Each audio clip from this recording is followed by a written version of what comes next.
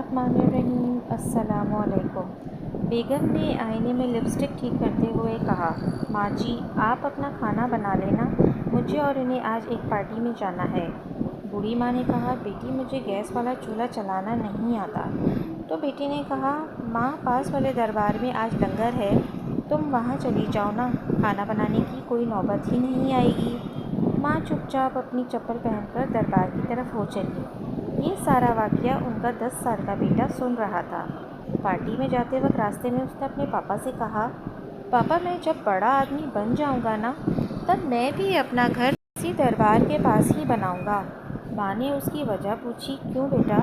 तो उसने जो जवाब दिया, उससे सुनकर उसके माँ और बाप का सर शर्म से नीचे झुक गया, जो अपनी माँ को दरबार में छोड़ आए थे।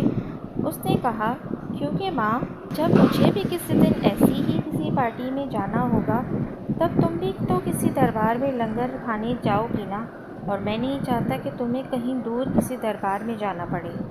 पत्थर तब तक सलामत है जब तक वो पहाड़ से मुंसलिक है, पता तब तक सलामत है जब तक वो दरख्त से मुंसलिक है, इंसान उस वक्त तक सलामत है जब तक वो ख़ानदान से मुंसलिक है, क्योंकि ख़ानदान से अलग होकर आज़ादी तो मिल जाती है।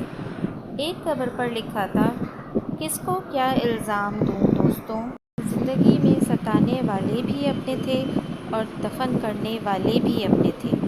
ना अपनों से खुलता है ना ही गैरों से खुलता है, ये जन्नत का दरवाज़ा है मेरी माँ के पैरों से खुलता है। जज़ाकल्लाह। अगर आपको मेरी ये वीडियो पसंद आई है तो प्लीज़ मेरे चैनल को सब्सक्राइब करना ना भूलिएगा।